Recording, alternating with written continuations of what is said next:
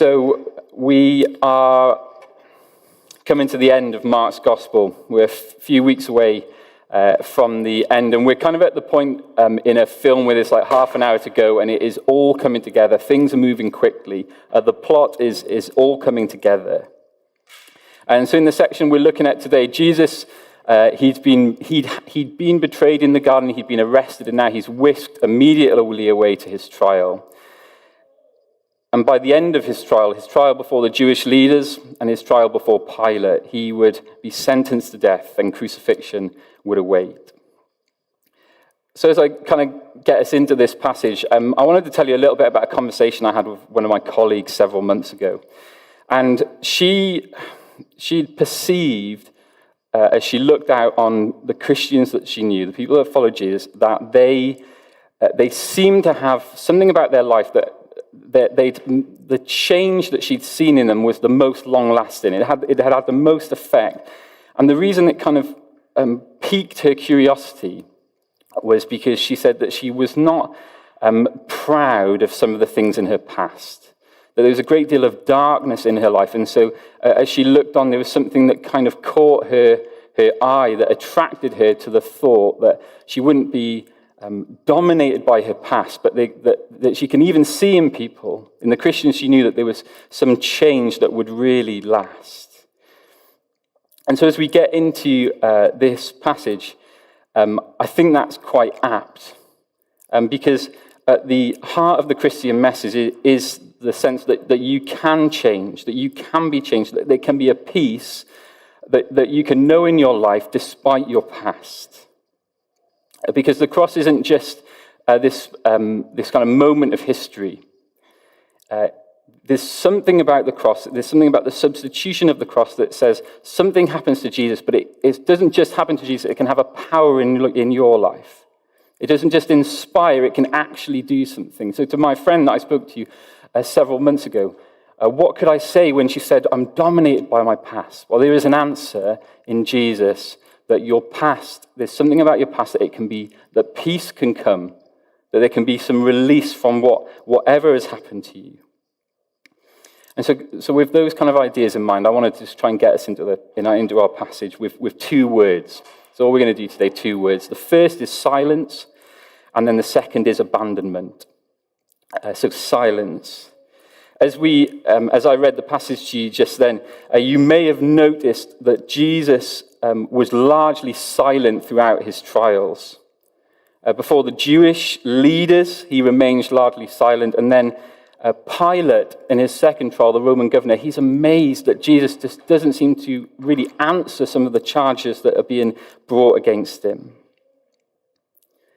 Because in Jesus' trial, particularly the one before the Jewish leaders, lots of witnesses had come forward. They spoke about his teachings. They spoke particularly about what he'd said about the temple. And so kind of this is the image that we need to have in our head, surrounded by the leaders and then the witnesses. People were hurling the charges at him, and yet he remained silent. Now, of course, this is odd to us, isn't it? Because maybe you know the feeling of having your motives questioned. Your motives questioned, and what happens, what stirs within us, it's defense. I must defend myself. I want to give an answer. I want to give an explanation. Maybe you feel like you have been wrongly accused of something in the past, or somebody has spoken ill of you, and what happens? You want to defend your honor. You want to defend your reputation, your character. People were hurling lots of allegations at Jesus, and yet he was very quiet. He was silent. I've said a few times at Redeemer, spoken about my dad. My dad is a police officer, and as he got older in the police, one of his main jobs was to do the interviews. So he'd go to people who'd experienced crime or witnesses, or then in the police station, people who were being suspected of crime, and he'd do a lot of the talking.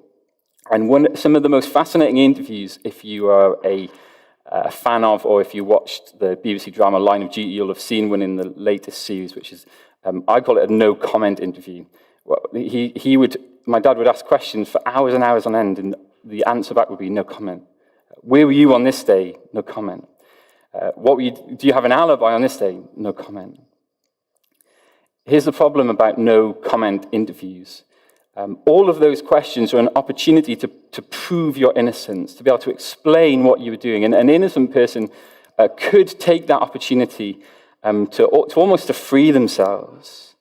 Now, to repeatedly not answer the questions doesn't make you guilty, but it doesn't look very good. And so in our passage, when Jesus is silent through almost all of his trial, what is going on? Why didn't he speak up? You see, the thing is, Jesus was committed to his death. He wasn't trying to get out of it. This isn't a story or a picture of a weak man.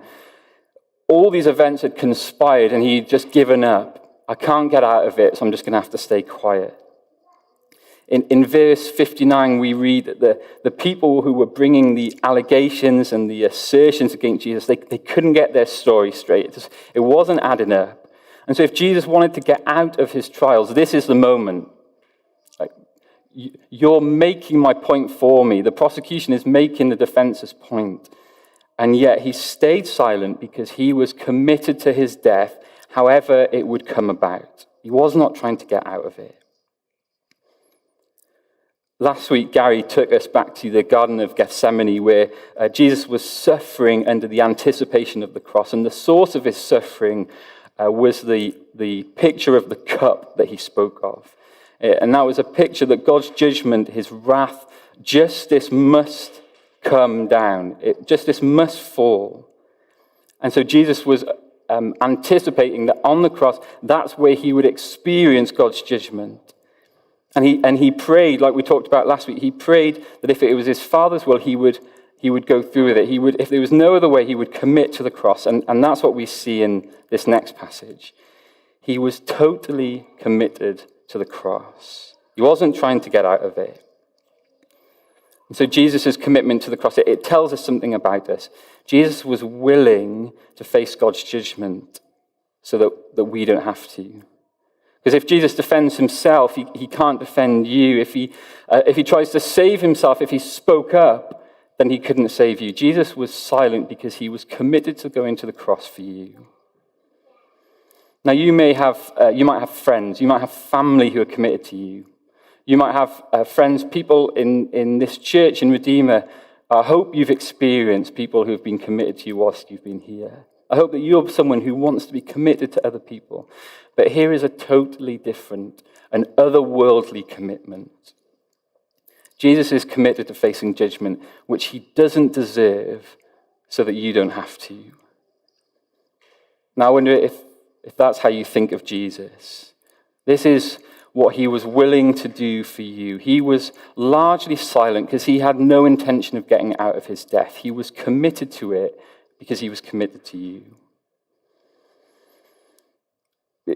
Jesus is largely silent throughout his trial, but then he does break his silence on a handful of moments. I wonder if you saw that. Caiaphas, the high priest, he's the senior Jewish leader. He's frustrated how the trial is going, and he addresses Jesus directly. And this is what he asks in verse 61. Have a little look. It says, "Are you the Christ, the Son of the Blessed?" Like Caiaphas was essentially asking this. Are you the Messiah do you think you're the Messiah that we were anticipating? Are you God the Savior? Are you the Son of God? And this is the moment that Jesus breaks his silence and he says, yes, I am. In verse 62, I am, and you will see the Son of Man seated at the right hand of power and coming with the clouds of heaven. He says, yes, I am, but he says a little bit more, and this is what this is kind of what he was saying with those words, that they don't always make sense. When he was talking about being the Son of Man, the one seated at the right hand of power, coming with the clouds of heaven, he's quoting two parts of the Old Testament. He's quoting Psalm 110 and Daniel 7. And to combine those passages speak of a powerful figure, the powerful figure who will come down from heaven in power. And that powerful figure will rule and will reign forever. That powerful figure will, in his ruling, in his judgment, will execute fair judgment. And so Jesus is saying to all the people who are surrounding him, yes, you're judging me, but you don't understand that I am the ruler, I am the judge of the whole world.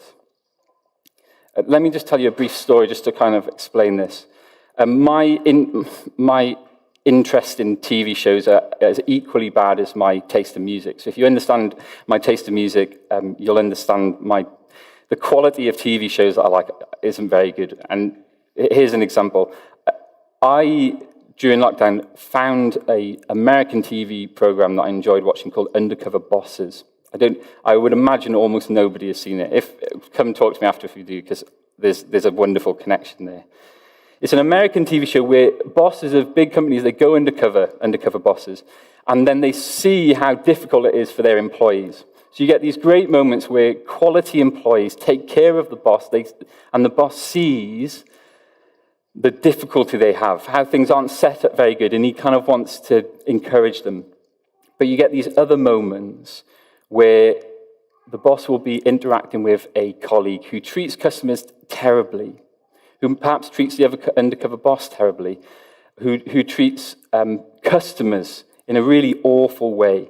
And then you have this great moment at the end of every one of those episodes of the great reveal, where those who have treated others terribly realize and are terribly sheepish when they find out that they've done that in front of the boss, that he's seen all of that.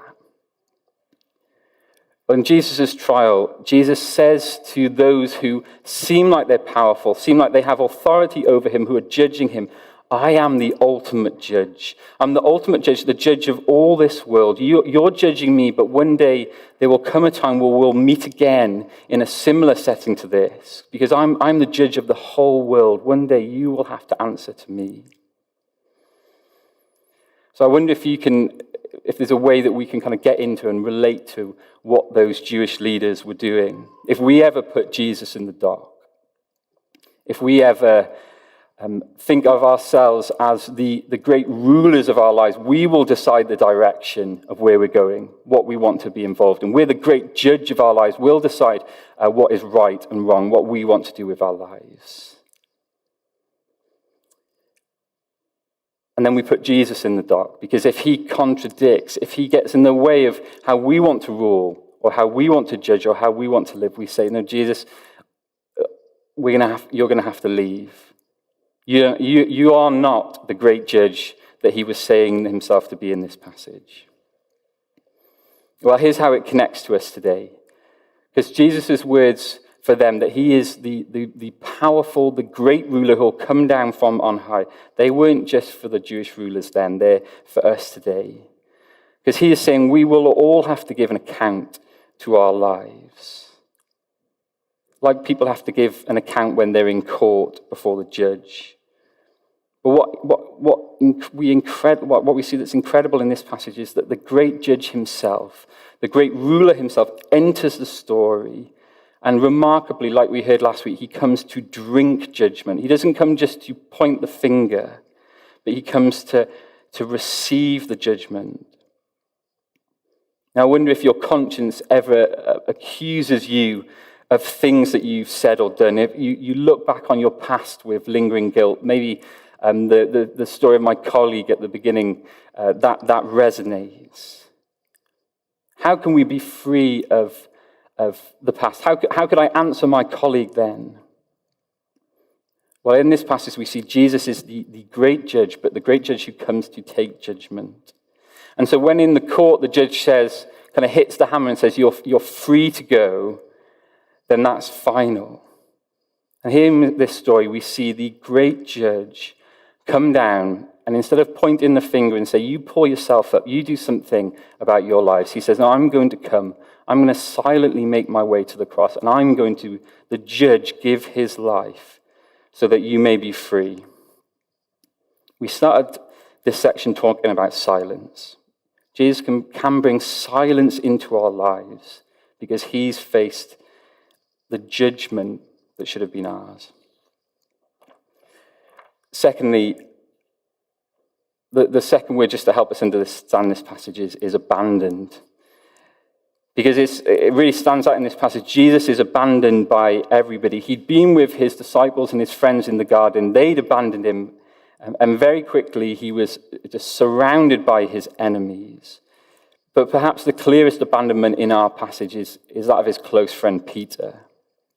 Peter had run away like the rest of the disciples, but he appears again, and he kind of follows slowly behind Jesus. We're told that he follows at a distance. Now we have to kind of pause and note that Peter does show some courage here. Everybody else had disappeared, and he'd come back. He was willing to get close to Jesus, but he didn't want to get too close. You see, Peter wanted to support his friend, but he couldn't go right up and enter into the room where Jesus was, where all the judges were and the high priest and the Jewish leaders. He had to stay outside. There was a part of Peter who really wanted to support Jesus, but then there was another part of him that wanted to draw back, and he didn't want to risk his life. He didn't want to get too close. Well, a servant girl would come up to Peter, and very quickly his denials of ever knowing Jesus would get heavier and heavier till it culminates in him calling down a curse. And it's like Peter says, I swear, I do not know this man. Now, it was always going to be difficult for Peter to hide who he is. It's 2 a.m. in the morning. Jesus is in the trial. There's only a handful of people outside. You must have wondered, what is this guy doing here? He was never going to hide it, but he was careful. He didn't want to draw too close.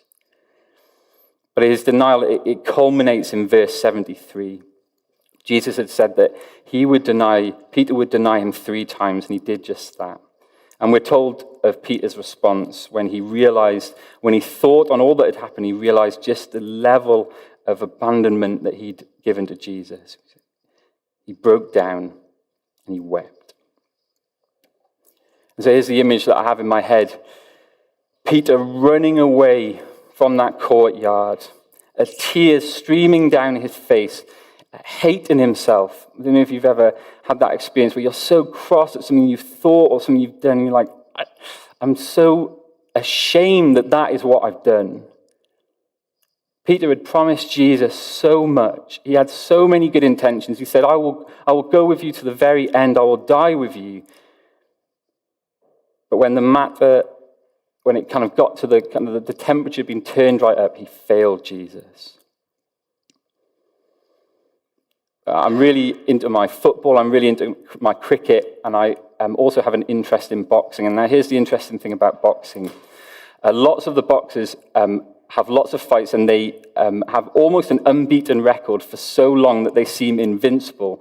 And then they fight each other, and then one person wins, one person loses. And so what does the person who loses, how are they going to be able to come back when they're rocked by their failure, when their confidence, which was sky high because they'd always been defeated, how are they going to get back up? Well, Peter was so confident that he would follow Jesus. How would he recover from this absolute failure? Well, Peter did bounce back. Famously, you may know in the other Gospels, after Jesus' death and his resurrection, Jesus restored Peter, and he restored him with gentleness, and he restored him with kindness. He didn't lord his failure over him. He didn't say to him, Peter, I'm really going to struggle to use you now because you've shown yourself to fail in such a spectacular way. Instead, Jesus was concerned to lift Peter back up so that he could go on following him. See, Jesus is gracious to us in our failure. There may be times when you have failed Jesus spectacularly. And now your failure might have impacted others. It might have impacted your friends and your family. It might have impacted here as a church community. It might have impacted your city group. There might have been points in this last year when you've walked away from Jesus. In a sense, you've abandoned him, and maybe today you get a sense of your failure. How does Jesus respond to you in the midst of your failure? Well, we see time and time again, Jesus is gracious to us in our failings. That if we turn to him, we don't find a heavy-handed boss. We don't have somebody who's going to lord our failures over us. We see that Jesus, he loves to lift up the broken people who understand their weakness, to pick us back, put us on our feet, and encourage us on our way.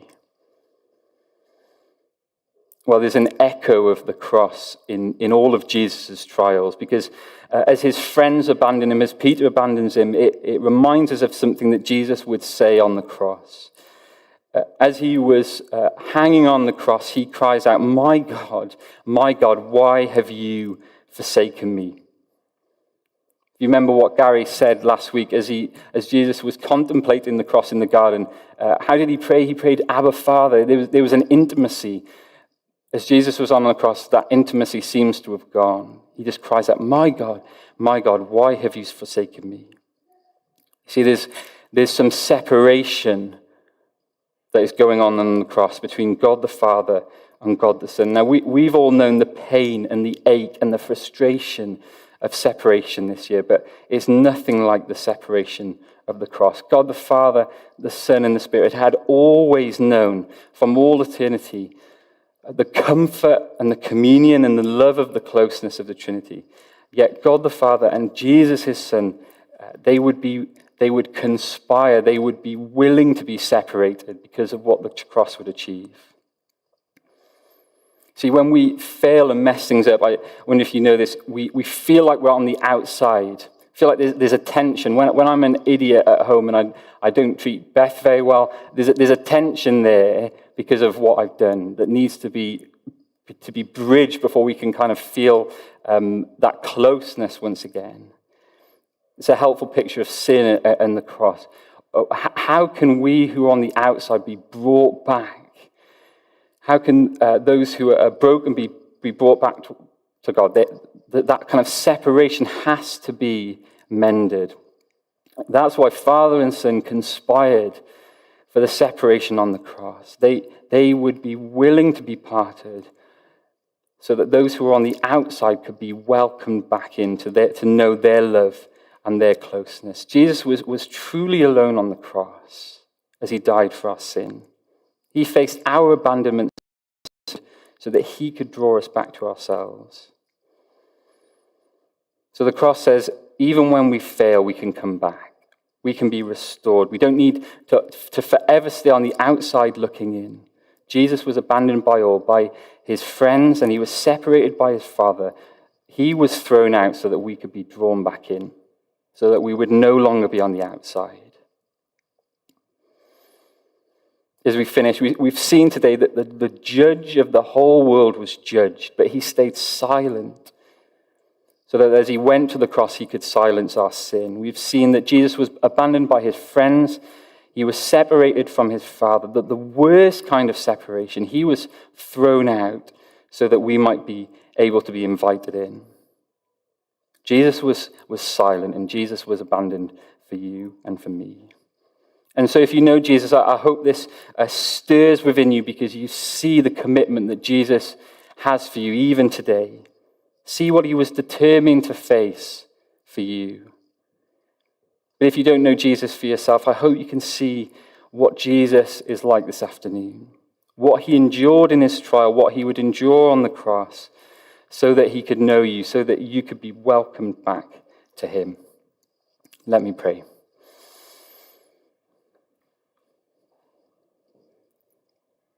Heavenly Father, we simply thank you for your Son. Thank you for Jesus, who was not weak, but was strong, was self-controlled, was determined to go to the cross. Though there was no guilt in you, you went. Lord, thank you for what you achieved at the cross so that you might bring a peace into our lives, so that we could be welcomed back to know you. Lord, in our failure, in our weakness, Lord, help us not to be so weighed down by it that's crippling, but to know the relief and the release of seeing you, Jesus, on the cross as the one who died, that we might be brought back to you. So, Lord Jesus, we praise you this afternoon for your cross. Amen.